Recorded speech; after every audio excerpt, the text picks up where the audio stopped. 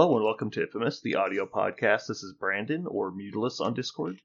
This is Parker, go by one who parks on Discord. And this is Aaron, I go by Treffenwood on Discord. Welcome back to episode 305 of Infamous. Glad you guys are here. Hope you're ready for another riveting podcast. Parker, I have an announcement. Ooh, announce. I don't know if you're aware of this, but this marks the 306th episode of the Infamous podcast because we did an episode 0. Mm-hmm. Are you aware of that? Yeah, you were there. I am. You I am should now. remember. Yeah, I remember. Okay, I am now. Yeah, I'm glad you told me I was there. That's good. Yeah. Well, that is plus all the MCP episodes and Judgment and all that we've done.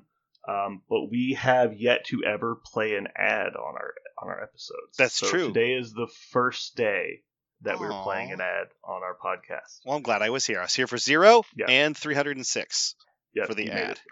AKA So I'm not really sure how this works. They just email me who is advertising, so let me just read it here. It says here, our first advertiser is Kitten Mittens. Hello, Charlie Kelly here, local business owner and cat enthusiast. Is your cat making too much noise all the time? Is your cat constantly stomping around, driving you crazy? Is your cat clawing at your furnitures?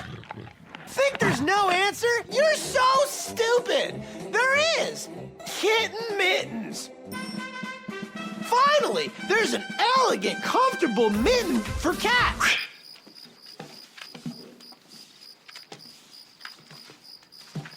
I couldn't hear anything. Is your cat one-legged? Is your cat fat, skinny, or an in-between? That doesn't matter, because one size fits all. Kitten Mittens, you'll be smitten. So come on down to Patty's Pub. We're the home of the original Kitten Mittens. Meow. Thanks, Kitten Mittens. All right, so that was Kitten Mittens. I'm glad everybody got to hear their wonderful ad. I can't believe this is a bit. I really thought you were going to say something related to gaming or a store, your store. Kitten Mittens are real, Parker. You need to buy them for your loud cats. I'll be smitten, right? That's what You'll be smitten. Mm-hmm. That's it. Yeah. Meow. But anyway, yeah. So check out Kitten Mittens. Oh. Okay, so back to our normal weekly scheduled episode. You playing any new games, Parker? I don't know if it's new exactly. Aaron and I have been delightfully playing with the new Judgment, post-patch Judgment, which has been a lot of fun. They changed some things with the mythic shrines in the middle of the board, and we've been playtesting with those and trying new characters and combinations. I've been enjoying banning Hoxa. Aaron's been enjoying watching me ban Hoxa, which has been fun. The character he puts in every list now because he's broken, and I just don't let him play him. So that's been fun. I remember this exact same conversation when Hoxa first came out. Yeah, it's like, yep, no one's ever going to allow you to play Hoxa. Just get used to it. It's actually funny, come to think of it, like all the games I've been really excited to play recently are all games I've been playing for years. It's Judgment. I'm really excited to play games of Judgment. Destiny, because Destiny 2 just got its final unraveling, right? They just early, I say finally, it was like almost a month ago now, but they did the final update and they're not live updating it anymore, and it's just a huge sandbox and it's been a ton of fun to play again. I decided to bite the bullet because there's been multiple expansions since I got out of the game, and they let you play like the teaser quest, the first quest, the first mission of each expansion, just to see if you are excited to buy it. And there was a whole year that the theme was Star Wars, like they teamed up with Lucasfilms and they just kind of took Destiny and Star Wars and blended it together. And I played the first mission and I was like, nope, I have to play this. This is fucking awesome. It's so fun. It was just absolutely a blast to see what, in my opinion, really creative people did to blend IPs together in a way that kind of honors both. It's not just fan service. It doesn't feel like a Star Wars sequel. It doesn't feel like a Destiny sequel. It feels like this, like somebody who was really thoughtful and interested in two things blending together and trying to do it right. It works really well, actually. So it's been fun playing my space opera game with my space opera IP that I like the most. It's been good. And also it's super cheap now because the game is out. The game is done. So it was like it was a sale and it was like $5 or something. And so I was like, cool. Instead of spending the original $55 that I think it was when it came out. Very cool. What about you? You play any new games or it's just City Heroes all the time? Yeah, I mean, when I'm playing video games, that's what I'm playing. So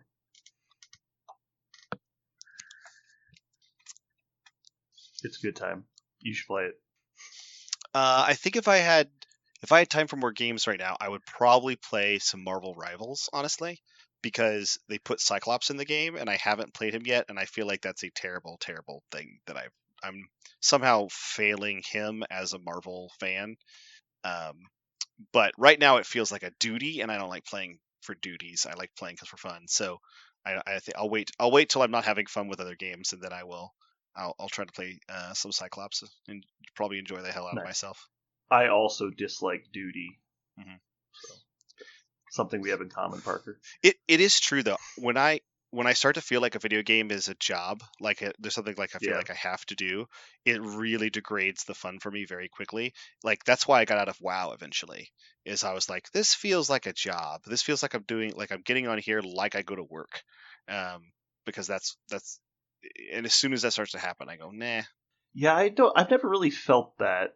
I play a lot of games, but I tend to focus on the ones that I enjoy the most. Like as opposed to, I know some gamers tend to spread out their time. I tend to pick 2, maybe 3 games and play them a lot.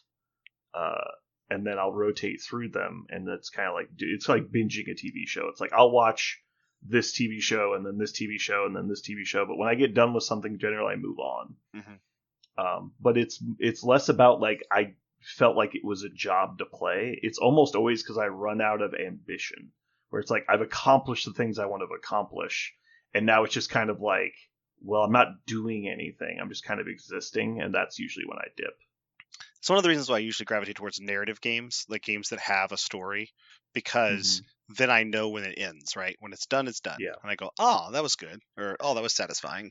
And a lot, like New Game Plus is not something I've engaged with really ever, and it's because I did the story. But now I'm getting old enough that some of my favorite narrative games, I've realized the other day, like if you told me what happened, like at the end of the Mass Effect, which is my favorite game series of all time, if you tell me like what happened at the end of each Mass Effect, I could tell you like what the climax was, but I couldn't tell you how I got there. Like I couldn't tell you. You're so far away from it, it's like gone basically. Yeah, it's just a framework of a memory. And so I feel like that. I know Mass Effect got remastered and it's not expensive, and so I thought about just like maybe I would really enjoy that. Maybe I would love it because that was one of the only games that I played every story beat, like every side quest, because I was so excited to experience more of that world. And what about is it Black Sails, Black Flag? Yeah, I thought about doing that too. Yeah, Assassin's Creed Black Flag. That was my favorite. I played all the Assassin's games, and that was my favorite one because it was just dripping with awesome pirate junk. And the remaster apparently it's not just a remaster, it's like a reboot. Like they took the bones of it and they just put brand new flesh all over it. And so I have thought about it. The problem with that one is all Ubisoft games eventually end up for free on Xbox if I'm just patient. Like it just because I have the Xbox Game Pass. So like it's such a corporate America company that eventually they make a deal to sell it basically for, so I can play it for free as long as you have the subscription. So I'm always just patient with Ubisoft games. Eventually I get around to them.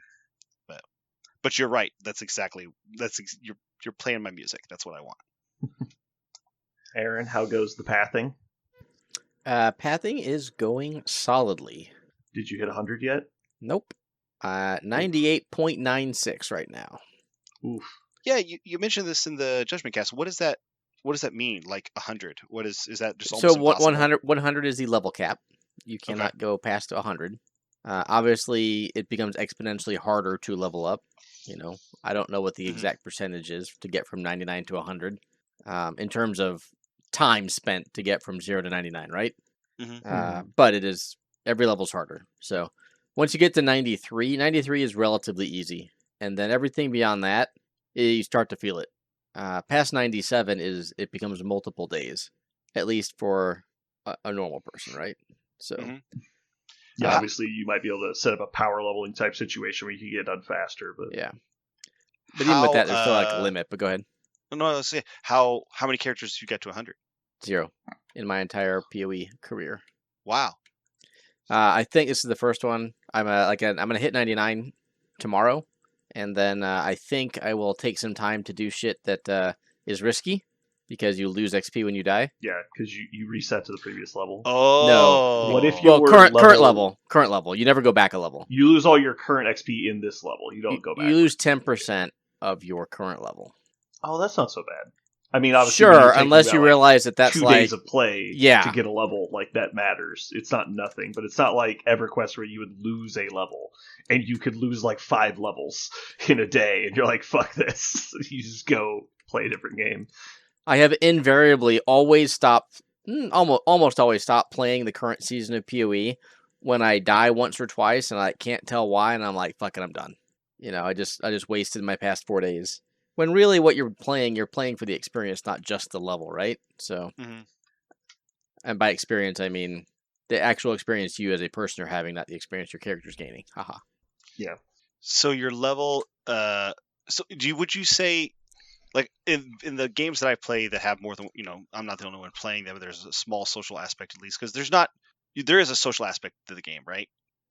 Like you There can see other can be. characters. You can see other characters and shit. Like you can interact with them, and you can quest with them and play with them. You would need to specifically set that up, which Okay. you can do in game with randoms if you want, or like you and I can get on and play. We'd have to specifically join a party. Okay. If that Well, I makes guess sense. Okay, but I guess what I was saying is, how often when you're walking around, or can you see their levels to know, like, oh, there's a lot of level 100s, or is that actually pretty rare? Most people are not level 100. Do you think? I have not seen another person in game since I hit end game at level 65. Really? The reason is only the towns are shared instances, or public instances rather, where you will see other people. Yeah. Every time you go out and kill monsters, it's a private instance that only you and your party go into. So unlike MMOs where you're just open world seeing people running by with their levels and stuff, that Mhm. does not happen in Path unless you're in a town. Okay. And ever since I hit endgame, I have my own. So Path has, I think it's a pretty cool idea. They have your own little hideout that you can customize. You can buy MTX if you want to, or they have free, crafting benches and the NPCs you can move around your hideout. And so people spend a lot of time glitzing up their hideouts, or you can just like download a pre-done one if you want from someone. And then that's where you go. You have your own stash. You can interact with the auction vendor in your hideout, so you never have to leave your hideout when you're actually playing the end game. Like you have a little map device in your hideout where you open up the end game areas, and then you can go take a portal into the new end game area that you just created, kill the monsters there, come back to your hideout, and sell all your shit to the NPCs there. So I have never seen another person since age 65, so I have no clue what Okay. an average number of 100s is. Interesting. Because that's one of the things about most MMO style games I've ever played is the great majority of people you see walking around are actually max level. And there are less people walking around at below max level because in most games you spend most of the game at the maximum level because the leveling up process is the quickest part typically, and you're spending a lot of time at the end of the game doing other things. At least that's the games I've played. But yeah, typically in MMOs, if they're not newer games, getting to max level is the grind. And then as they persist through their development process, it's usually the newest patch or content is the grind. Mm-hmm. And so like in WoW, the vast majority of people are like quote unquote max level, but there might be like a new mechanic of the game, like you can unlock this amulet, and this amulet gives you so. And so you're now grinding to max out your amulet as opposed to grinding to get levels. But they also do release expansions where there's a level increase, and so now you're grinding to get levels again. Yeah. Like, yes. At the beginning of expansion, Yeah. everybody was not max, but I was just Correct. And I know that's kind of a given. I'm not saying that as an example, but I'm just saying, like, for example, in City Heroes, it's getting to max level is easy. Maxing out your character is something completely different, which takes about as much time as just getting to max level does.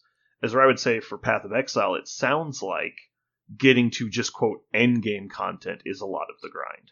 And then within the endgame content, there's a large breadth of variance on how far people get. You're not assumed to get to level 100 on every character. So in Path, apparently, according to Google, less than 1% reach 100. Are you going to rename your character 1%er when you get to 100? If I can. Unfortunately, you cannot. But if I could, I would. Yes. You can't rename characters in Path of Exile? I do not believe so. Baby game for babies. So yeah, so very easy to get to about 93, and after that, it is a grind. Oh, Parker, you'll like this. So you remember the Steelheart series, the Reckoners by Brandon Sanderson? Mm-hmm. So I named multiple of my City Heroes characters after characters from those novels. Right. One of which was Obliteration, which I showed you that character in the Mm-hmm. game. And Obliteration is this really creepy, like, fire power guy who's, like, all about scripture and killing things. He's a psycho, but he's like a religious psycho that has fire powers, so he's, like, really terrifying. Anyway, so I made a character in City Heroes that was him, and so his name's Obliteration is his supervillain name. And so I made this character, and then I went away from the game, and if your character is under a certain level, your names aren't locked. That other people can take them if you stay logged out for a year. And so I was out for over a year. Someone stole my name. So I come back in, and my name is taken. Oh. I'm like, damn it. And so I was teaming last night, and we invite Obliteration onto the team. And I go, this son of a bitch. I was like, kick this piece of shit right now. He stole my name. It was very funny. We were joking around about it. So I messaged him. He was like, you stole my name. Like, I used to have that name. He goes, oh, wow, that's funny. And it's like, and I was like, yeah, my character was a Sentinel as well, which is the class he was. He goes, actually, this character is named after so-and-so from this series. And Yeah, I was like, yeah. Yeah, knows. obviously, dude. Like, it was very funny. He gets it. Actually, I didn't name him after your character. From Yeah, this game. no, you named him after my character. I know it. Yeah. It was very funny. Anyway, cool. So let's touch on the Blood Bowl League. We have several things I'd like to cover this week. We're starting to wrap it up. I think everybody's had a pretty good time. We just mostly completed week 1 of the playoffs, which was the quarterfinals. Parker, how did your game go? Because I didn't see the end of it. It went pretty well for me. It went south for Tyler. He went all in on his throw Third teammate. throw teammate halflings plan, and 3 times he just rolled ones, like he just rolled double ones, right? He's just like double ones 3 different times, and so he didn't get it. After the game, we actually talked. He kind of said he wasn't really defeated. He just said, I felt like this league, I learned that if the halfling teammate thing doesn't work, it doesn't feel like I didn't know what else. He's like, I don't know what else they do, and so we talked a little bit about that. There's not really anything else. Like, And that's they can't Yeah, do anything else. exactly. That's one of the things I said. I was like, I guess you could have put 3 trees, because you can usually buy a big guy, right? And it could be a tree or any. You put 3 big guys around your ball carrier, or buy a big guy and maybe even a regular ball carrier, a strength 3 ball carrier, and then just. At that point, you just buy Morgenthau and you just give Morgenthau the ball. For example, you're just like, he's gonna run. Like, he'll get there eventually. Like, I don't really care how long it takes. He'll get there. And so you could just walk them down and score. And he's like, yeah, I guess. And I was like, but then you have to, like, it seems, I don't know. Maybe Aaron could tell me, but I feel like if your opponent sees you doing that, they just don't allow you to get the 1 turn they need for the 1 turn touchdown. Like, because you would like to use the 1 turn touchdown to get an advantage at the end of the half or the end of the game, right? But I think your opponent could probably help you, or like make that difficult. So we were talking just about, like, do you kick or do you receive? Yeah, do you like receive and then walk down and then give it to them with 2 turns left, or no 1 turn left? Like, how do you do it? obviously there are things you do. When I say you can't do anything else, it's not like, yeah, there's not like no path to scoring, but it's like not like a really workable long-term strategy, in my opinion. Like, or else they would be an amazing team because they would have that plus the throw teammate crap. And Right. so obviously they're like way worse at it. Absolutely. Like, yeah, there's a lot of things you like. Stunty is very nice because you could just like get through people that normally you couldn't. Mm-hmm. No, he wasn't saying that it worked really well, because he was saying kind of the opposite, which is it was just he knew he could throw teammate and they were good at that, but he was kind of struggling with thinking about how else they would do it. How else would you do it, Aaron? Do they just throw teammates and go, and hope that they do it last, or what? Is that what I did against you? Oh no, we actually talked about that. Goblins have other things to do because they have guys that can really easily kill guys and really easily foul. Like, they have that. So I guess you could have done that. He could have done that also. I mean, halflings can definitely foul. Especially that is something they do really if well. you get 3 trees, right? And your trees bash people on the ground and the halflings foul them every turn. That's what you should do. Yeah. Get the ball carrier, tuck them in next to the trees, and be like, you want to come blitz my trees? Go ahead. Oh, you don't? I guess I'm going to move 2 squares towards you every turn. But I feel like if you ever stop me, I just throw over you, right? Right. My perception is my 1-turn throw is a backup plan. Mm-hmm. If you stop me from scoring, like, okay, I guess I'll just throw it over you if I have to. Yeah. It's the emergency button, not the plan. Yeah, because there's a chance of failure. Like, why would I ever risk failing to score a touchdown if I don't have to? Like, if I want, my goal is to walk in the end zone on turn 8, having rolled no dice that turn. That's my goal every drive. Unless I'm trying to like blitz a bunch of touchdowns and I'm like playing passing elves or something, in which case I just literally try to score as fast as I can every time. Those are my 2 goals. Score right now or score without rolling dice at the end of the half. That's it. And we talked, like, we briefly mentioned goblins because I was like, if you were playing goblins, we can agree, right? The goblins just have more tools for knocking people down, doing damage, for the fighting aspect. Yeah, yeah, because they have the chainsaw, they have the bombs, and they have the. It's not free though. You have to play a very specific style to optimize that. I get that, but the halflings have 3 trees probably, or maybe 2 trees and maybe 2, strong fighters, but the strong pro fighters. Like, you can. Like, I get that you could do that, and that's the thing you could do, but they, I guess what I'm saying is, if you want to play halflings, which is what he wanted to do, do that, sure. But if you wanted to do that plan, which is beat people up really consistently and throw people into the end zone when it's important, I think there are 2 other affiliations that probably do it better than halflings. That's just. But we didn't talk about that, and just something after thinking about the games I played him and the games I played you, I was like, I feel like goblins just do it better because they have. I think halflings are the best throw teammate team. Yes, I think goblins are a better, well-rounded team, and then like snotlings are the opposite end of that spectrum, where it's like they're the worst throw teammate team, but they can still do it, and they have a lot on the other side, where it's like they have a very good. Like attrition style team because they've got 4 big guys with like reasonably good stats, and they've got like a thrower dude and enough guys to make up the difference. And they have like one of the most broken mechanics in the game, in my opinion, with low cost linemen. Snotling are the best, probably the best foulers. Mm-hmm. Gnomes are probably, I don't know. I was gonna say the worst, but I'm not actually sure they are. They might be. I think gnomes are the worst stunty team, but the only reason they might not be is if you are playing an efficiency game where you're just trying to get every tiny bit of tempo you possibly can, and I think that's hard to do and requires a very specific mindset. Okay, explain what do you mean by that? Like, what? Because I believe that they are the worst, and I do not see... Versus dodge, which is what all the other stunty teams have. They've got stunty plus dodge, which is a good combination. The gnomes have stunty plus wrestle and jump up. So they don't get to dodge away. They have guard and wrestle. I think it feels really bad, but maybe I'm wrong. If you know exactly where to put your guard pieces, and you know how to bait your opponent into taking bad blocks, you can gain an actual tempo advantage despite having strength 2 team. because like, oh, you took both down. It's like, well, I'll take wrestle. You wasted all of these block skills on all of your important models. All of my people have wrestle, so block does absolutely nothing against me. And I can just choose not to use wrestle if you don't have block and actually do a turnover or armor roll against you at the cost of my guy getting an armor roll, which in a lot of situations is really good.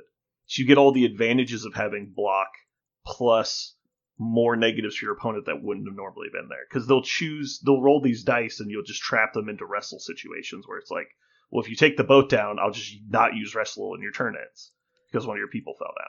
And so you have to treat it as if, you can't take the boat down because you can't assume they're going to take wrestle. If I was playing gnomes, I think they'd actually be good after about 8-ish skills. If you give all your little gnomes dodge, at that point, they become super annoying, right? Everyone's dodge, wrestle, jump up. Yeah, but that's a lot of team value to get 8 dodges. And that's why I think gnomes are probably the worst, because they have a higher starting team value because the gnomes cost more than halflings. And unlike the other stunties, you actually want to level up your gnomes, where you don't really want to level up. Other than like 1 or 2 key positionals, you don't really want to level up your goblins or your halflings. And definitely not your snotlings. Yeah.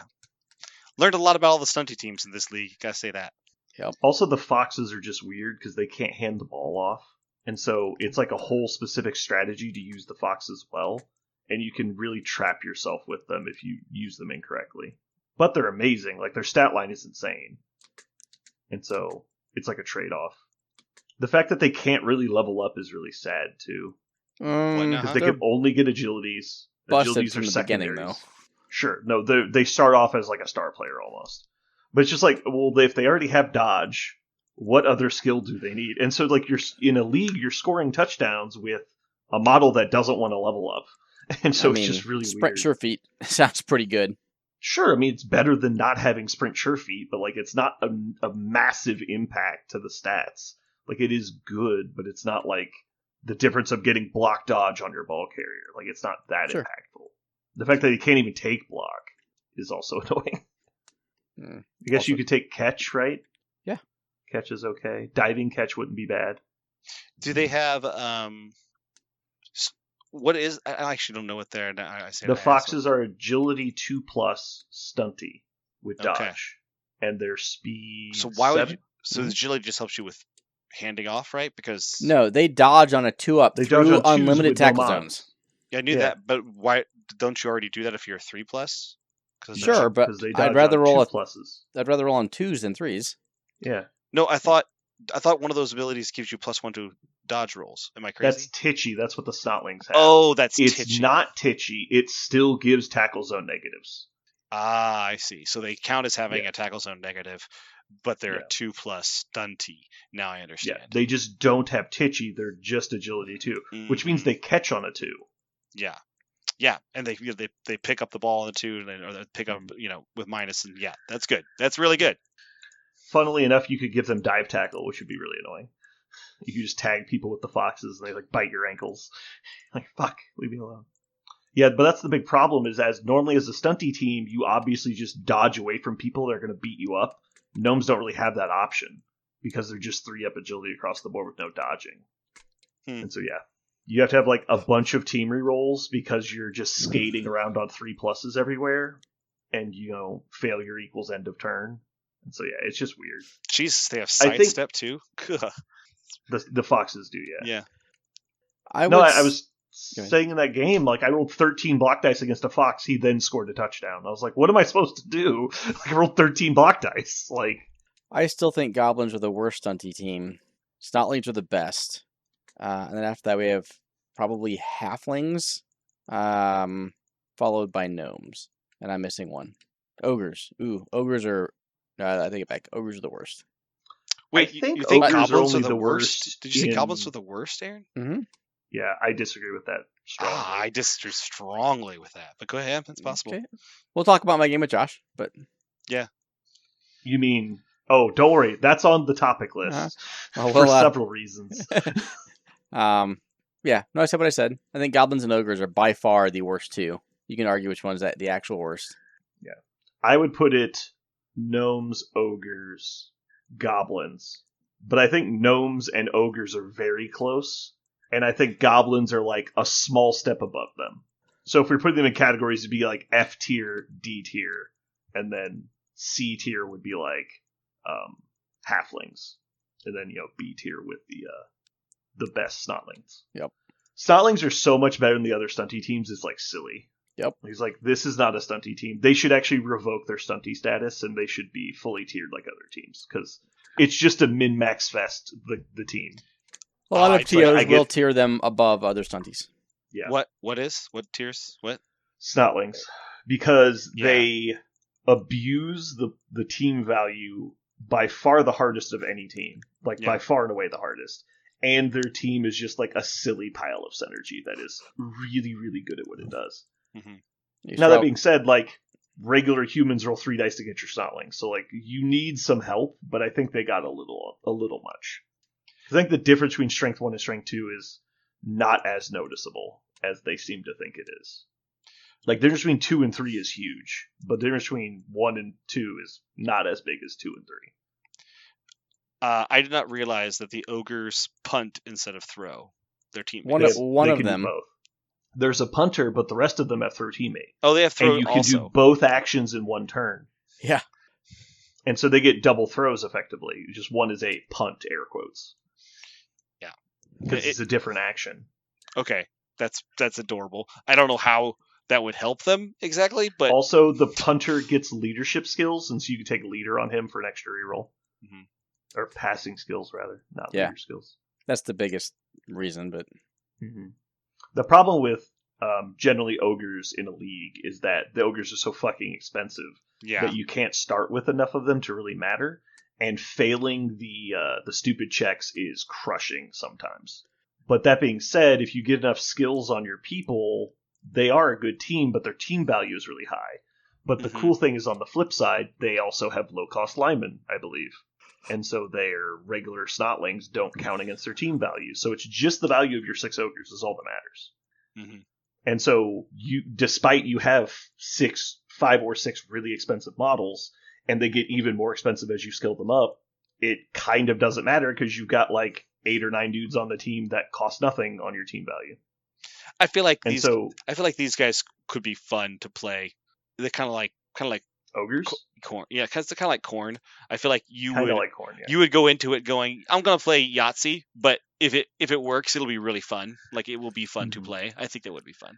Maybe I'm wrong. Yeah.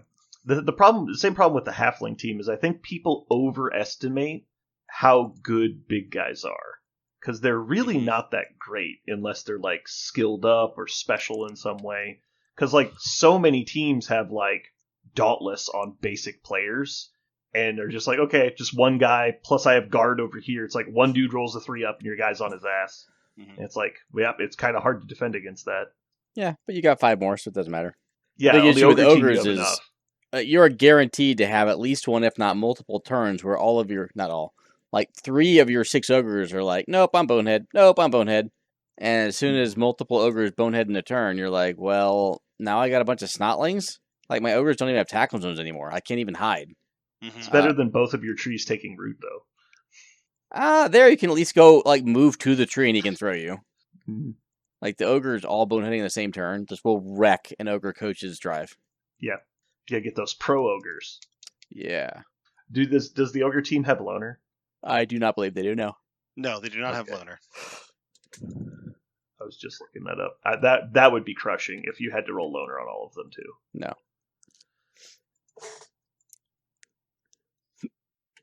Yeah, I think I still put gnomes at the worst.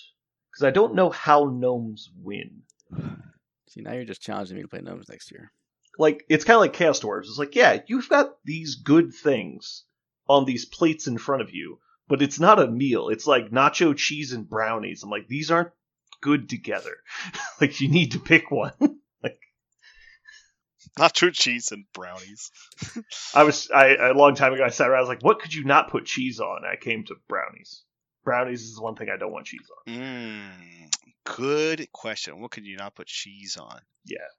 Oh, that's a good Mojo verse. We're gonna And put that in the it's back specifically pocket. not cream cheese. That's What's- not the same thing. Yeah, we're talking about like Velveeta cheese. We're talking about like Yeah, what could you not melted- put like not- pick a type of cheese. yeah, nacho What foods cheese. would you not want on it? Right. Like, with it. Yeah. Yeah, because the first thing I thought was like veggies, and I went, no, that works. And I thought of dessert. I was like, no, that works. Like a Yeah. lot of things that actually works. Mhm. That's an interesting. Yeah. It's really hard. Brownies. I don't know. Now you got me interested though. I kind of feel like I have to make I kind of feel like I have to It's a good make question. That'll be our next week's Mojo. Is Yeah. what do you not want cheese on? Yep, and I think I'm going to have to put a slice of American cheese on a brownie and before that and see what happens. Yeah, maybe it's amazing, and we just refuse to. It's the flavors man was not meant to test. Yeah. I did not realize the internet, found out that I wanted to make something the other day because I made some chicken shawarma, and so they've been sending me random recipe shit, and there are so many recipes out there that call for crumbling up pre-flavored chips of different kinds and making things sure. with them. And I don't know why it kind of never occurred to me to take a highly salted seasoned chip and crush it to make a base for something instead of like breadcrumbs. But Mhm. it's every time it was something like take these flaming hot Yep. flaming hot super jalapeno Doritos, and I'm like, oh. And I thought about it for half a second. I was like, oh fuck, that'd be awesome. It's like I don't know why, because those flavors are all amazing. Like they work so hard to make those flavors. It would be a lot better than me trying to figure out how to make my own like shawarma out of Yep. random collection of spices. Some of these flavors are great. I bet that would work. But Yeah, a friend of mine was making fried chicken one time. He's like, I don't have any crackers, and the guy just opens his pantry. He's like, you got Cheetos, and they just made Cheeto breaded fried chicken. yeah, Like, it works. Yeah. Like, I guess. yeah. Man, you talk about the next league at the end of our game, which was good, by the way. We had a good time, even though Tyler didn't work out. We did have fun. He said, "What are you gonna play for the next league? Have you thought about it?" And I was like, "I don't know. Man, that's one of my favorite things about Blood Bowl is I want to play all the things. Eventually, I think I'm going to probably end up like Aaron and have one of every Blood Bowl team because that's how much I'm really enjoying the variety of this game. I think it's fun as hell. Even though there's only like 3 different stats for each kind, I don't care. It's still fun. Yeah. Each team feels different. I think they did a good job. You still in on High Elves? Is that still your plan? I don't know. Or did you finally decide to get off of the elf train and I don't play know. a real team? Yeah, I might get off of the elf train. As much as I want to play elves, it might be something I do. I think I would enjoy them more in tournament play. I think, but maybe I'm wrong. I really, I don't know. The Lizardmen are calling my name. I think I would. I think I need to play a game with them before I do it, though, just to make sure I would think I can handle them for like 11 games, 12 games, whatever games we're playing. But You should play orcs. you think I should play orcs, like the OG orcs? Yeah. Okay. What makes you say that? Because you've had experience playing the elf, right? High edge, low armor. Mhm. I think the orcs will reinforce your positioning skills because they have less movement while not being completely dog shit slow like dwarves, and will force you to play a different game than you have been playing up to now.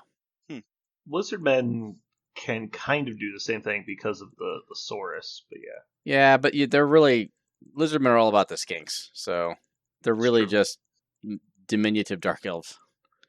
I kind of divide teams into several different categories mentally. Like, I look at a team as going, this is a built team. Like, humans and orcs are a good example of that. Generally speaking, they have the important stuff, right? Like, they've already got well-established quality positions, and you're just augmenting their skill by adding new skills to them. Like, I would say Norse is a good example of that. It's like, they're mostly pretty built. You're buying important skills on them still, but they come pretty well put together. And then there's like Black Orcs, for example, where it's like, you need to make that team into what it's going to be. Now, you could just go all absolute bash, and you take like either 6 block or 6 mighty blow or whatever it happens to be. Lizardmen are very similar. But like halflings, for example, your team's pretty much well described to you when you get it. You know what the guys are supposed to do. You're just trying to choose which skills you think make them the best at their job. Humans are very much the same way. I think a lot of the elf teams are pretty similar. I'd say dark elves are the least defined, but they also have the most obvious upgrades. And so, Yeah, they had some really obvious shit. yeah, it's like, hey, look, take block on all the people that already have dodge. Take dodge on all the people that don't. You're like, yep. And that's like the most boring part of Blood Bowl to me. Like, I like teams where you can kind of like make your own positional out of. And so the teams that don't have all their stuff already, I think are really good league teams. And the teams that do have all their positionals already, like defined well, are good tournament teams. It's like humans and orcs, I would say, are a good tournament team. I don't know how good they are in a league, but I think that's mostly due to an interest level as opposed to like a power scale. It's like, hey, yeah, you're gonna get bored with dwarves because all your dudes are already done. You're not excited to get upgrades on them after you get like block on your ball carrier. That's like the only one that fucking matters. What about you, Aaron? Are you done fucking around with teams you don't like? Are you gonna play something you enjoy? I haven't decided. I think I want to peer pressure the winner into having to play whatever team the rest of the community votes for. Ooh, that'd be fun. But then if I win, I'd have to play what you guys pick, and I don't want to do that. So. You guys play no. I'll have to throw. Yeah. Nah, I don't want to make anyone play something they don't want to. You know what? Blood Bowl could be a fun army swap game. Mm-hmm. Army swap game? Yeah, like we've talked about doing army swap tournaments in the past where it's like you show up and you get paired and you play, or like you put your army on a table and then you merry-go-round or musical chairs and you go to another random table and you play whatever army is there. So you have to have a good knowledge of the game, and then because it's a low model count, that's more achievable. And so it's like, oh look, I'm playing Lizardmen, and like you're randomly playing Skaven, and you're like, okay, I guess we're playing. Like, and you just like, we got to figure this out. So it's two people generally playing a team badly because they're not very familiar with it. Mm-hmm. But obviously, if you are very familiar, then it's not so bad. I think Kenny and I did that for a tournament. We designed each other's teams and didn't reveal them until we showed up there. Mm-hmm. I've definitely done that with someone. I think it was Kenny. I can't remember who. We did a charity war machine tournament where you could pay money to swap armies with your opponent. It was pretty fun. Aaron's just hoping that if he doesn't say what he's playing long enough, we won't peer pressure him into playing gnomes. I'm not opposed to playing gnomes. See? He's just going to hope we forget. All right. So thanks for playing the league, Tyler. We will check out our league honors later. We're in a small delay. We're waiting on one more of the quarterfinal games to finish, and then we'll have more information. So far, advancing to the semifinals, we have the Ragnar's Raiders, we have the Krogath Krakens, and we have Swoop Dog. And so we're waiting to find out the fourth team still in. It'll either be the Booger Eaters or Kansas City Sewer Kings. So we're not sure. All right, Aaron, let's... I have a quick question for you. Can we play do you want to play our game before the next round, or do you want to wait till all the round is done? I don't know who's playing who yet, because the games aren't done. If Kenny wins, Kenny will be playing against... I thought it was... Not what? In my cuckoo pants? I thought it was a bracket. Is it not a bracket? It is not a bracket. That's not what you voted for. If you voted for a bracket, that's not what happened. Okay. It is a seeded. So every round, the highest seed will play the lowest seed. Got it. Cool. So either, and that's what happened in this round, it's seed 1 versus 8, and so it will definitely determine who plays who based on who wins that. Because we basically had 2, 3, and 4 seed all 1. So either 2 will play 8 or 1 will play 4. Got it. But yeah. But we're not really, it's not like we're against it on time, so we have all the time in the world, so I figured we'll just give them time to finish their game. Cool. Okay. So going into Oracle Aaron's predictions for the season. Are you ready for this, Aaron? I think you should be excited. I am very excited. Good. All right. So week 1, you scored -2 points. Good job. Your best game that week was your own game versus Skaven. That's cool. Week 2, you scored +4 points, which means you got exactly 1 point in all 4 games, which is really good. I'm going to try and pick my favorite of your predictions each week. You picked 3-0 versus Skaven and Snotlings, and it was 4-0, and so that was a good pick. I tried. Week 3 here, let's see. You had 0 points in week 3, Yeah, Goblins and Snotlings, your own game. You predicted a 2-0 victory and drew. So That sounds good like job there. bad. All right, week 4, let's see. You scored +2 points. You correctly predicted a draw, which is very difficult. Snotlings versus Halflings. Good job. Now, my favorite week, probably, week 5. You got -7 points. Because I was off by like 1 touchdown, I'm sure. Yep. And my favorite game is, again, your game, which you predicted a 2-1 victory and drew 3-3. And was worth -87.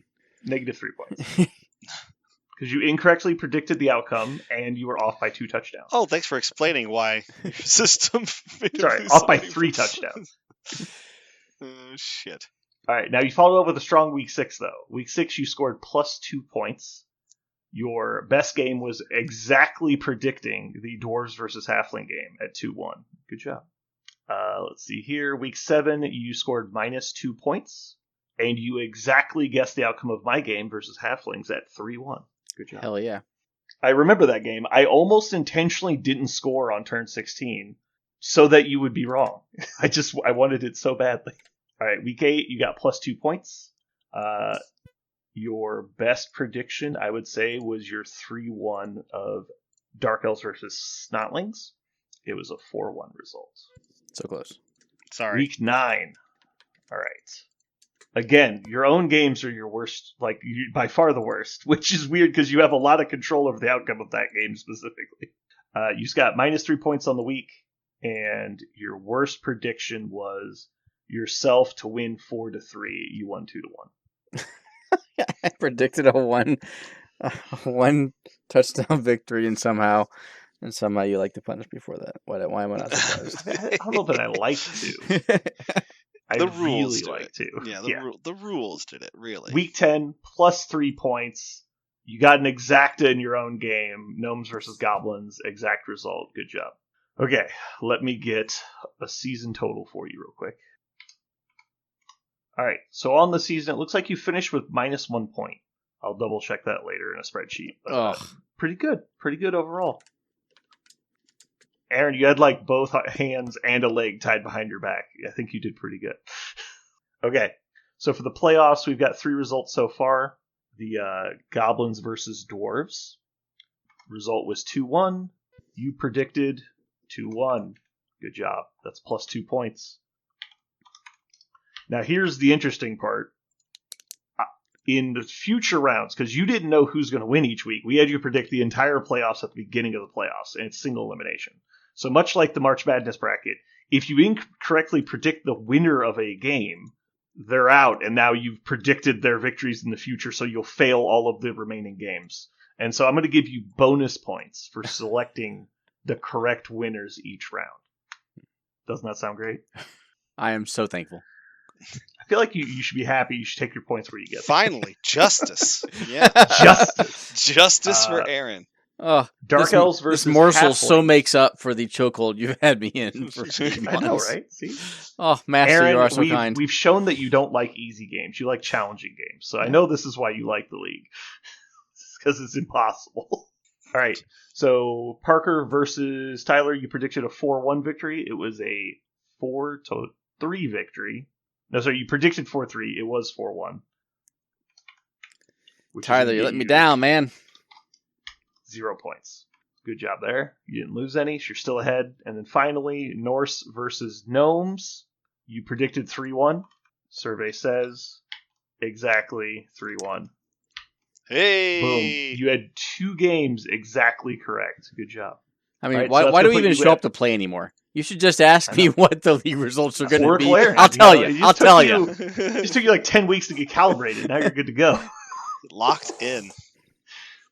Cannot wait for the rest of the playoff scoring. This is going to be amazing. Very cool.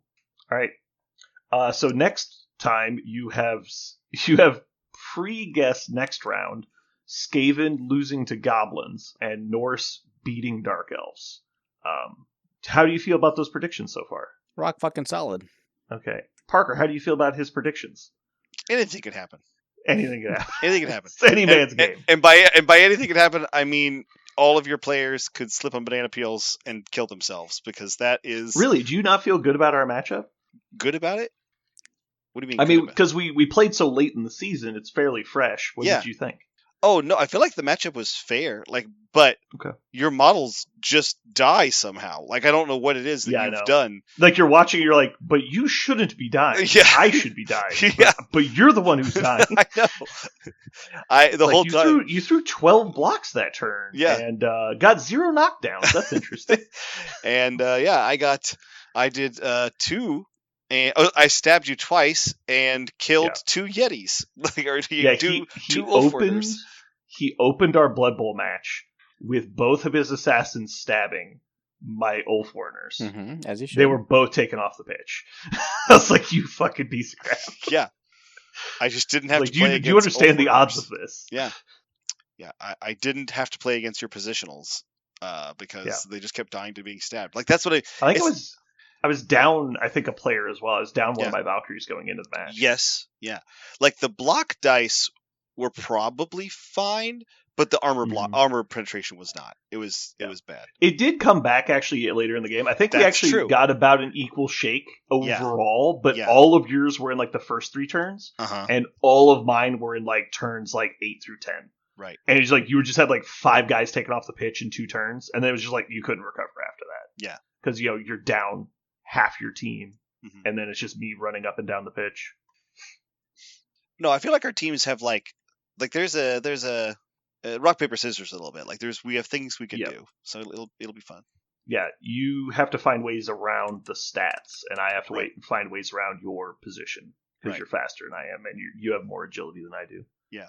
Yeah, it's not a bad matchup. And we both have a bunch of frenzy, which is kind of funny. Yeah, that's true. Nobody wants to be near the edge of anything. I lied, by the way. I don't know why. The other day, I remember after our game with Tyler, I was like, maybe I'll do Lizardmen. Maybe for the next league. Maybe I'll do High Elves. And then I built a Bretonnian team, and I just looked at the skills on them. I was like, oh my god, this is gonna be so much fun. I fucking love the Bretonnians so much. Like, I love the skills so much. Aaron, do you think a Bretonnian team would let me exercise what you were asking about before? Do you think like they're comparable, or is that? Yeah, it would. They're definitely not a high edge score fast team. You would definitely have to deal with positioning and moving models around. I think I would enjoy the hell out of it. They're not like lightning quick, and they don't have a bunch of tricks to get places. They're just kind of solid pieces that do their thing. I love Dauntless, and I love Wrestle, and the fact that that's just literally every model has one of those 2 things. It makes me so happy when I look at their thing. I'm just like, oh my gosh, it feels so good. All right, Aaron, do you have any takeaways from your match against Josh? Yeah, I guess sometimes you fuck around and you find out, and it's okay. Well, I was gonna say, I would like. Is there any chance that you would like to retroactively forfeit your game? So Parker, you don't know what happened in my game against Josh, do you? Or do you? I do, because I gave him a quick summary. No, you did after did? Aaron did. Aaron. I think it was fresh. It was like within 24 hours, Aaron, we were talking of it. And you were like, I did something to Josh.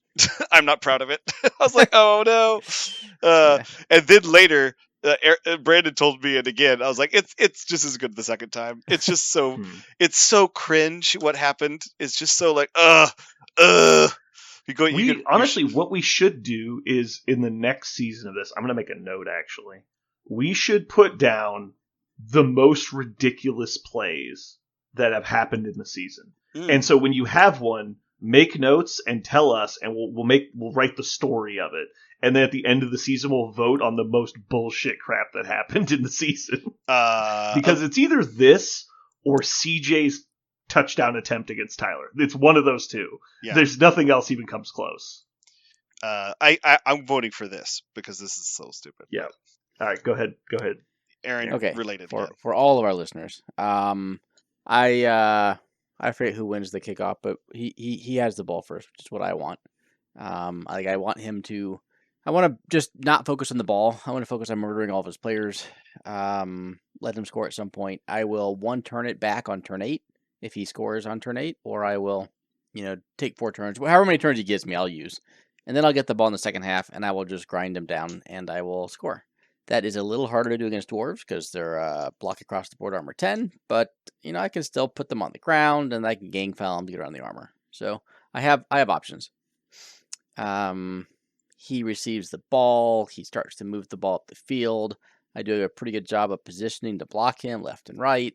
I lose a goblin to a knockout. Not a big deal. I lose another goblin to a knockout, and that's not good. I chainsaw his dwarves. The chainsaw doesn't cut through the armor. Things are going relatively poorly. I end up getting a super lucky bomb that deviated into a square that ended up hitting 5 of his models, knocking the ball out. But he was able to, again, just pick it up while continuing to punch down on the goblins. So long story short, he scores on turn 7. I have 5 models left on the pitch. Whoa. And I think all of them are on the ground. Like I have both my trolls and all the little guys. I'm like, well, that could have gone better. So I put up a stalwart defense on him scoring, but my secret weapons, other than that one lucky bomb, and again, the bomb didn't do anything like other than knock down his ball carrier, which is pretty cool. But it didn't take his dwarves off the pitch. I knocked out one dwarf all in the first half, and he promptly recovered. So after the first touchdown, I had done 0 damage to the dwarves, and I had, I think, 5 or 6 people who were between the casualty and the KO box. Oof. I then promptly to forget that I hired a biased ref, or that the biased ref could influence my secret weapons. So I just rolled bribes on all of them. I ended up burning all of my bribes except for one. But that's okay. So we're fine. I get the ball on turn 7, and I'm like, okay, we are going to just check a goblin. And I, without burning a single reroll, managed to hand the ball off, catch the ball, throw the little guy. Guy does a swoop into the end zone, scores. I'm like, okay, we did our thing. Turn 8, I kick back to him. Bad news is I have to burn my last bribe, and I have to set up all my secret weapons on the pitch. Because I'm just down. I don't have people. Right. He's like, I am just going to fuck you up. So he puts 10 dwarves on the line of scrimmage and 1 dwarf back. He then punches my front line into the dirt, pushes my troll on the line back, and does what he can, passes turn to me. I'm like, okay. Why the fuck not? My troll who got pushed back, I do some things, I blitz, I end up blitzing everyone off of that troll except for one dwarf. And that troll is just like, hey, I'm just going to toss this Doom Diver behind me, like straight ahead. We're going to see what happens. And so I end up successfully throwing the Doom Diver. He lands 1 or 2 squares in front of his ball carrier, who's 1 square away from the end zone. And I'm like, time for Super Doom Diver. See the guy with the ball? Go get him. And so I 2-die uphill blitz his dwarven lineman, fail, reroll, succeed into double pow. I'm like, which one would you like? Knock him down. Specifically, do not put him in the end zone. So if the ball bounces, it goes into the end zone instead of out. The ball does indeed bounce into the end zone. My Doom Diver walks 2 squares, picks it up, and scores a touchdown on my turn 8. Turn 7, 8. Doom Diver scores back to back. Yeah. I have to ask. Good. How much star player points does your Doom Diver have at this point? Is he not like many? Because after about, because he refuses to go for 1-turn touchdowns. Okay. I don't. Yeah. So I've been grinding. He's done it. Grinding You've only games. gone for like 4 times in the whole league. I might have thrown 5 or 6 now, counting those 2. But okay. I have not typically scored touchdowns with my Doom Diver. Okay. In fact, my Pogoer, who is the replacement to my first Pogoer, who had a strength bust, I want to say their combined star player points is probably about double of what my Doom Diver is now. I've really been scoring on my Pogo. Okay. The useless model I shouldn't take, according to Brandon. I said I don't understand why you would take him, not that you shouldn't. Okay. So the second half, he kicks to me, and I'm like, I could just throw a goblin and go up 3-1 and almost secure the game, because it'll be difficult, not impossible, but difficult for him to score twice in the second half. But I hate, again, what I say, Parker, I want to walk in the end zone on turn 8 Yeah. without rolling dice. Yeah. So I'm not just going to chuck this guy and go up 3-1. We're going to try to slowly matriculate the ball. I'm going to go back to what I was doing. I think I'm maybe down 1 model to start the second half, but I have no bench. So and he kicks the ball out of bounds. So I'm like, great, we're going to give it to Varig. I'm going to put the ball on my strength 5 orc and just walk up behind trolls and move down a sideline. And then do cheeky plays like have a goblin on the other side in case I need to run it over and hand off. And Josh plays incredibly good defense. He bases my decoy, not my decoy, but the person trying to slip out the backside with his diving tackle model. I'm like, well, fuck. Good luck with that. Yeah. And then guess you live here now. He keeps 2 safeties back, so I can't just throw a goblin pretty easily. And if I try to sneak down the side, he can move the safeties in front. So he's really doing an excellent job. The ball gets gummed up in the center eventually, and he crashes down to my line with his dwarves, and he ends up maneuvering into a blitz with a Dauntless Troll Slayer into Vareg with a guard assist, ends up putting Vareg down, knocking the ball out. But it takes all of his movement to do so, and he just ends up next to the ball. Oh, no, I lied. He picks the ball up. He knocks Vareg down and picks up the ball. I respond with a Vareg blitz. I knock him down and re-pick up the ball. And now I'm just like trying to protect Vareg in any way I can, like moving goblins around. And we're on about turn 6, and I think around my 6 or 7, I'm like, okay, I have like 5 to 6 goblins left. Haven't removed a single dwarf. And I just retreat to my end zone. And on turn 8, I have Vareg and 2 goblins in front of him. And Josh has to do a dodge blitz to try to get into Vareg through my goblin screen and fail the dodge with his dwarf. And so I end up just holding on to the ball to win 2-1. Man. Coward strategy. So Josh played incredibly, incredibly well. I told him after the game he only made 1 mistake. He might have made 2, but the first mistake was actually scoring on turn 7. He should have just waited and scored on turn 8, and so I could 1-turn it back. But then I'm forced to have to score in the second half against a stalwart defense. His reasoning was that he wanted 1 more turn to just punch me into the dirt. I'm like, yeah. Okay. It also triggers all of your secret weapons again, which that wasn't a good nothing. thing. Okay, that's a big deal. Yeah. Versus like the 0.01% chance of you doing what you did. Well, I take it back. I think what Josh did, Josh, if you're listening, I apologize. That was probably the actual smart call. If you combine the want to punch me with the fact that I have to roll twice for secret weapons if I score. Yeah. Because you were being, it's almost like you should have waited to score, I would say. Like, decision making. Yeah. Okay. Fair enough. The only other second thing that I'll talk about is in the second half when it became, when Josh knew he had to flip me over. Like, he set everything up perfectly. With he ended up blitzing it and, getting the ball. But he had no follow-up after that. Yeah, it's the I think last he thing you really, at about turn 5, really needed to crash down hard. Like, nope, no more safeties, or maybe 1 safety. Commit everything. You've got to just base everyone. You've got to find the ball. And he was still playing a little too much defense. Like, I don't win by scoring now. I just need to not let you score. Yeah, he's forcing you to play offense by turtling, basically. Maybe for one turn earlier, he should have turned it on in terms of crashing down onto me. But that was it, and that's something that'll come with some more experience. But I was really impressed with his defense. Like, it was really, really good. And his offense on the first half. Like, again, I had 2 lucky bullshit turns, and I somehow come away with the game. That's a game I should not have won. I should not have won that game. Yeah, he just played against Skaven, I think, the round before, maybe the week before that. And so he had just played against some really, slippery teams.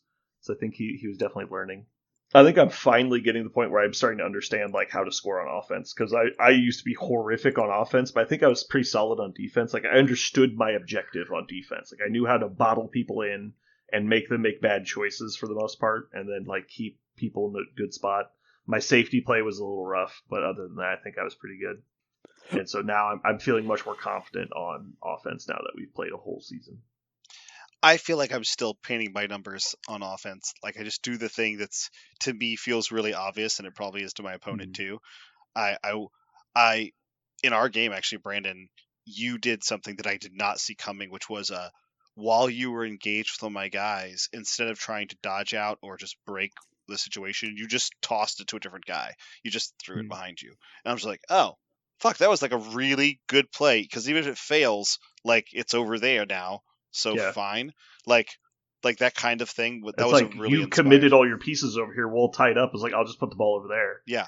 And you're like, oh, yeah, that's Right. worse. Right. Like, Right, because you had it on a model that can pass, and so like it was not the worst odds to catch it to somebody, and if it didn't matter. Like, I thought that was really cool, and I don't think about doing that, and I should do it more often. I should think about, I'm always thinking about, okay, I'm going to blitz the guy engaged with my ball carrier and just walk away and move forward, and then move 3 guys around him to make a cage. I'm just doing that same old thing over and over and over again on offense.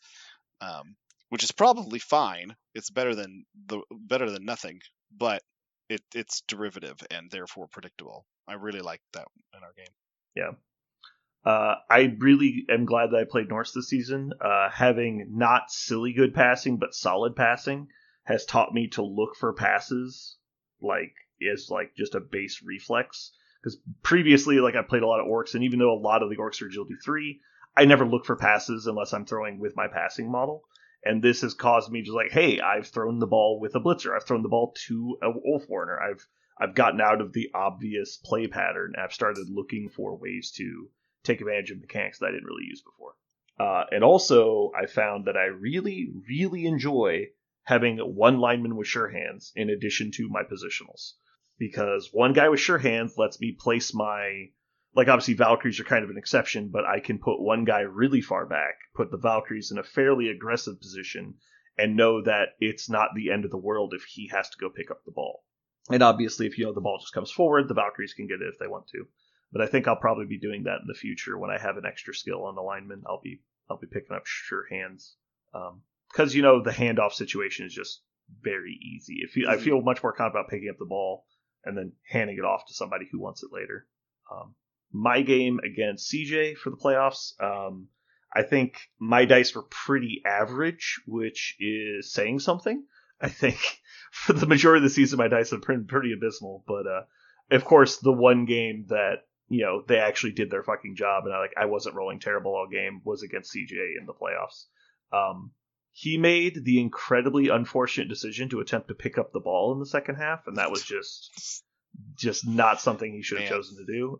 He failed to pick up the ball on, I think it was 8 consecutive dice rolls, because he tried to pick up the ball 5 turns in a row, spent all 3 of his team re-rolls, failed every single roll, and it was just brutal. Other than that, I think he played pretty well, but at the point where you're that far behind, it just doesn't matter anymore. But yeah, so I end up winning our game 3-1. But yeah, I think he has enjoyed Gnomes as much as he could have, and I think he's excited to play something else.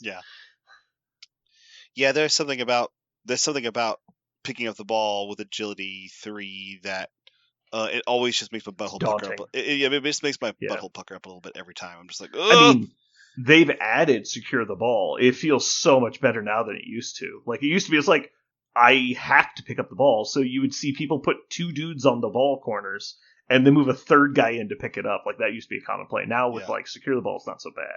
Yeah. You can at least say this is going to be a 2+, which is nice. Mm-hmm. And which is technically worse than sure hands, but it's pretty close. And so, because if you just think about it, it's not hard to fail 2 3+. The odds of that are not insane. It's a 1 in 9. Mm-hmm. Well, guess what? You're going to play 10 games. That means 1 game you're going to fail to pick up the ball with a team reroll, or just 2 turns in a row without team rerolls, and that's going to completely kill your offense for that game, pretty much. And so, anyway. All right, let's go ahead and jump into Mojo World, if you guys are ready. Oh, yeah. Yep. Ooh, yeah. All right. Sadly, I had done a bunch of research for this one, and I don't know what I did. I just deleted the list of movies I had saved. I'm so sad. I think I copied and pasted them somewhere. I just don't remember where. I've been so scatterbrained the last 2 weeks. All right. So this week in Mojo World, we have movies from 1994. Aaron, you crushed it with your 100%truefacts.com conspiracies from last week. Oh yeah. And so you get to go first. I get to go first? That meant I couldn't Yeah, go you first. go first. Well, you said you wanted to, and Parker said he could win this with last pick, and so here he goes. Okay. Well, despite the fact that this year was a banger, it has to be Shawshank. Oof! I'm so glad I let you go first. Yep. I'm going to stand by my original statement. I got this in the bag. Shawshank Redemption is amazing, though. It's on my list. I have to take it off my list. It's a great movie. Yep. Yep. I'll tell a story after we're done. But my obvious number one overall pick is going to be. I'm almost like concerned that I have the wrong year. What? Yep, I was right. Okay, Pulp Fiction. Yeah. I'm going with Pulp Fiction. It's another I was one. like, is it really not? Okay, Parker.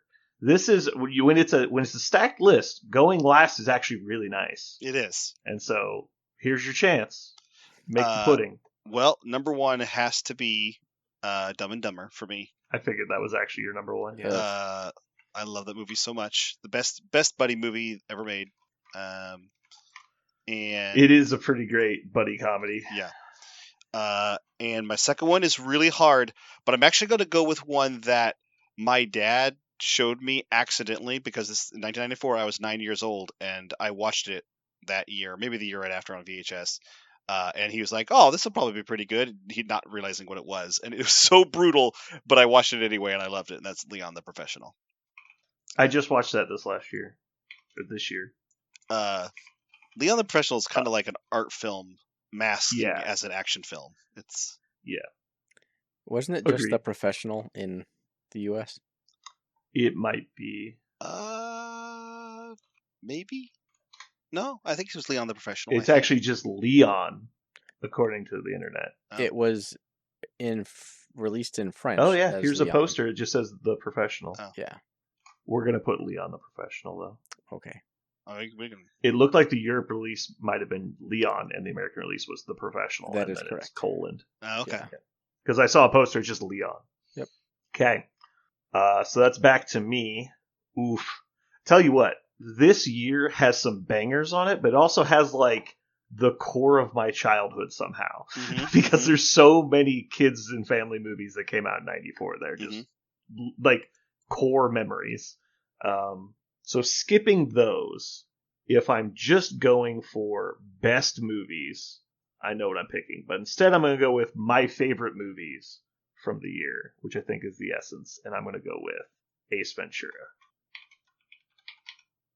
That's a movie I remember at the time I was super impressed by as a child. After watching those as an adult, I kind of cringed through them. I really struggled to appreciate it as much as I think I used to.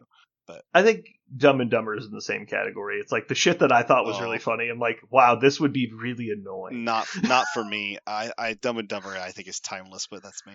Yeah. I think it's all about how it resonates with you. Yeah, I think it is. I'm not saying my take is universal. I'm saying it's just what happened when I watched it.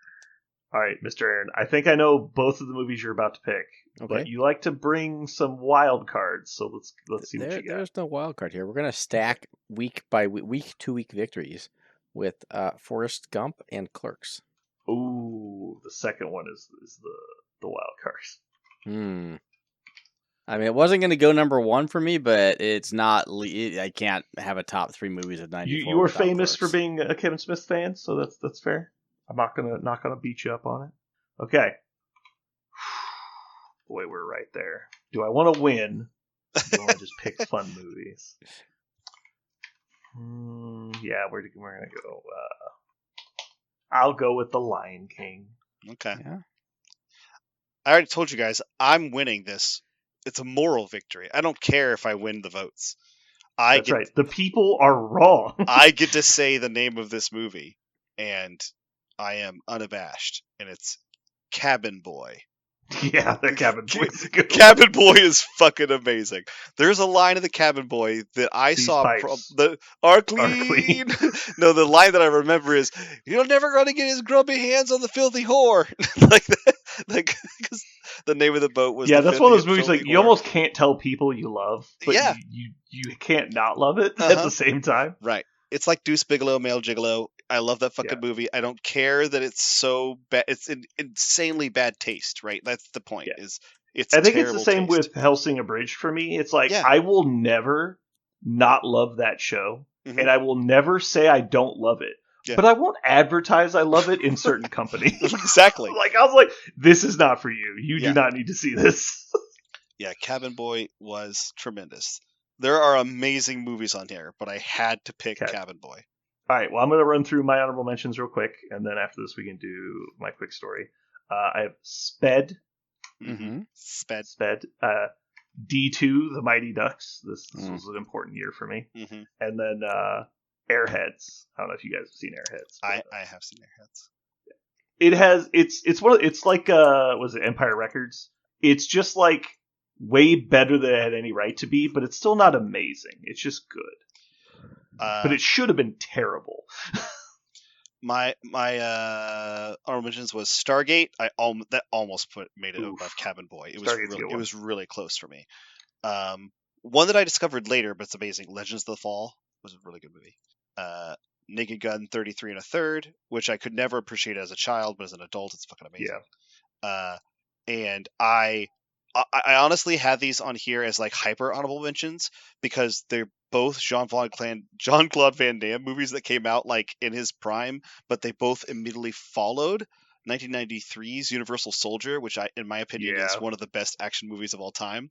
But Street Fighter and Time Cop both came out in 1994. Like Jean-Claude Van Damme was on the top of a goddamn mountain in the early 90s. He was like the Tom Cruise of 94. That's a quote. Yeah. Jean-Claude Van Damme is basically the Tom Cruise of 1994. Oh, man. Because Tom Cruise is the Tom Cruise of 1994. He absolutely is. I will say I had 3 more honorable mentions that I had to ask if you guys had seen these because I remembered these coming out when I was a child. We're talking about like children's movies.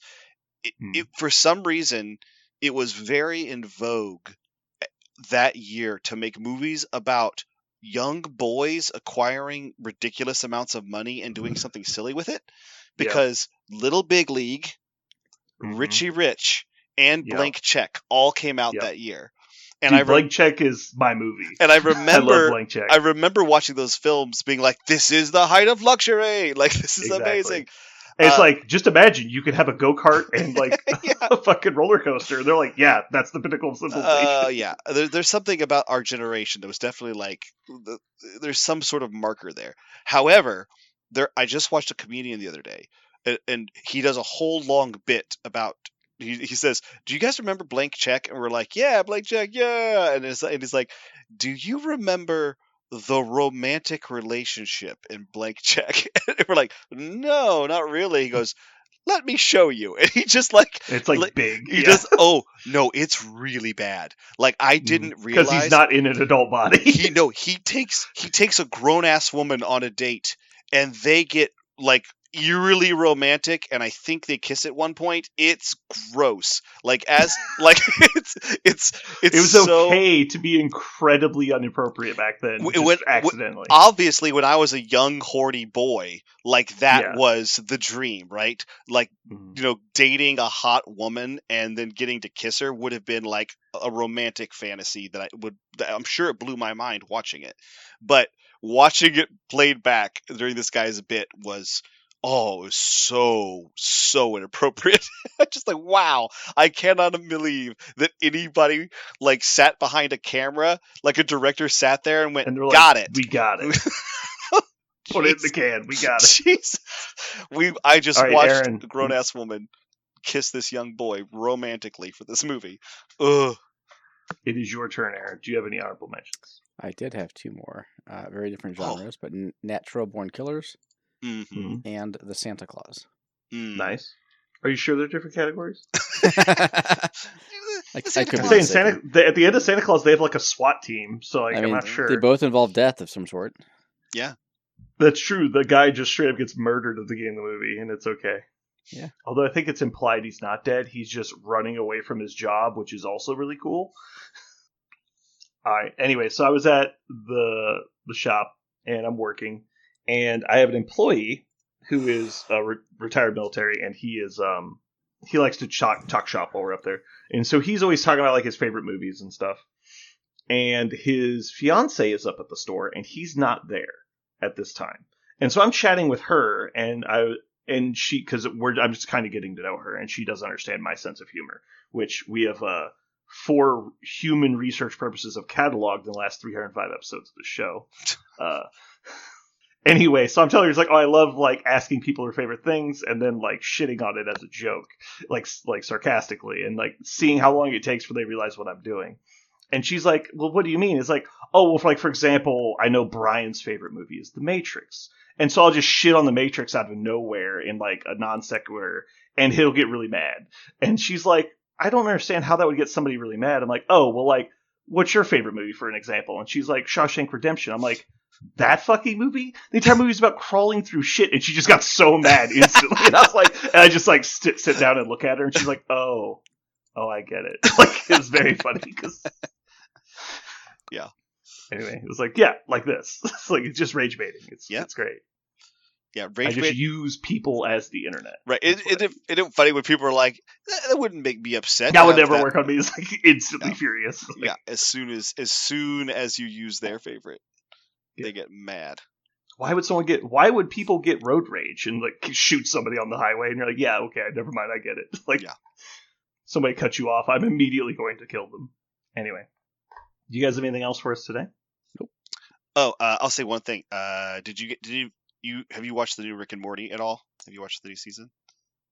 It came out like a month ago, right? Well, I think they're still airing episodes. I don't know if they're actually done. Oh, well, then maybe not. I thought I was caught up, but maybe I missed some stuff. I've been watching on Hulu, and they're like, I think a week out or like 2 weeks behind or something. That's where I was watching it. Yeah. Okay. So, I thought it was over, though, but if it's not over, I'm glad to see more. Yeah, I'm pretty sure there's more. But I just watched the one. Did you see the one where the evolution episode? Where like the theme is that Rick and Morty get caught in a place where they have to evolve to get out. Have you seen it yet? It sounds vaguely familiar, but I don't think so. Okay, if what I just said doesn't do anything, I really want to talk about the last like 30 seconds of the episode because I'm not going to do it now because it spoils everything. But the last 30 seconds of the episode, I'll double check that I've seen it. That made me, I was fucking just rolling on the ground. I don't know It hit me so hard. It makes me want to show the episode to every science teacher that I know. That's how much I liked it. I've just gone back and started rewatching Archer because I stopped watching Archer when they started doing like the alternate reality stuff. Yeah, I also didn't touch it. Yeah. Yeah, and I think at the time I just wanted more Archer, and so I didn't want it. But after having rewatched it, it wasn't as bad as I remembered. But I'm just watching, going through. I think I'm on like season 10 now, and it's been fun. Like I remember all the old bits, and they're still funny. It is a little samey. Like it's not nearly as good as like Rick and Morty or, God forbid, Venture Brothers, like the pinnacle of television. But there is one thing about that show, though, and I'm sure somebody has already wrote this down somewhere. I think that show works because it might have the best voice actor cast. Archer? Yeah. The voice actor cast for that show is so insane. Stacked and perfect. Yeah. It's kind of unbelievable how you can't find a character in that show that's voice acted incorrectly for their character. It's just perfect. Well, it's not only that. All of the people are individually famous and famous for voice acting. Yes. Like, it's crazy how stacked the cast is. It's like The Departed of anime. Yeah. Like, it's crazy. Yes, like it you're exactly right. It is The Departed of animation. It's everybody in it is equally everybody in it could carry the whole show, and yet they're all in it together. Right. Yeah, any one of them could carry an okay show. Right. Which is like the opposite of Rick and Morty. Is like they got by in spite of their like voice acting initially. Yeah. Because the writing is really strong. Yeah. Yeah, the writing's really strong. There's where Archer, like, their brand of humor is very samey, and so, like, you can watch too much Archer. That's definitely a thing. Yeah. But it's where, like, Rick and Morty, I can binge watch forever almost. Like, eventually it gets a little much, but the writing is there, so it's easy to keep watching. Well, it's kind of, I mean, it's just like Community, it's the same writers, it's genre hops on purpose. Like, each episode feels different. Yeah. Well, I was going to say, it's kind of like the difference between King of the Hill and Family Guy. Like, King of the Hill has much better writing, as where Family Guy is just Oh. bombarding you with the same funniness over and over and over again. So it's like eventually you fill up and you stop is the idea. But like King of the Hill, there's a point to watching it. There's story, there's character development, there's other stuff. Yeah. I will say though, like when it comes to true animation, like Japanese animation, or anime, not animation, anime, it's like already the same 10 people over and over again infinitely because it's such a small group of people that do English anime. It's like, Chris Sabat and 4 other people basically. It's like the entire cast of every show. And so like that's weird, but like that's why actual like animation cartoons is there's a wider range of people that do it. So having such a star-studded cast is surprising. That's an interesting one. My daughter just discovered that the other day. We were watching Frieren, and just a random like character showed up. And she goes, "I've heard that guy before." And then she started looking it up, and she goes, and then she actually looked up his IMDb. They're in everything. You're like, wait. Yeah, as she looked up his IMDb, she's like, "Wait a minute." Like I recognize. That's what usually gets me. It's like I know this person's voice, but you can't picture it because you've heard it so many different places, and you're like, I can't figure out who this is. Right.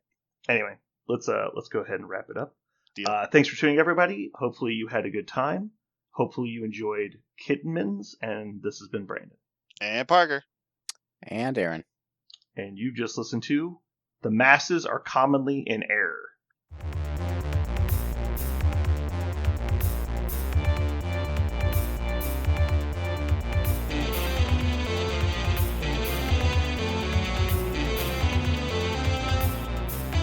So what are we going to call this thing?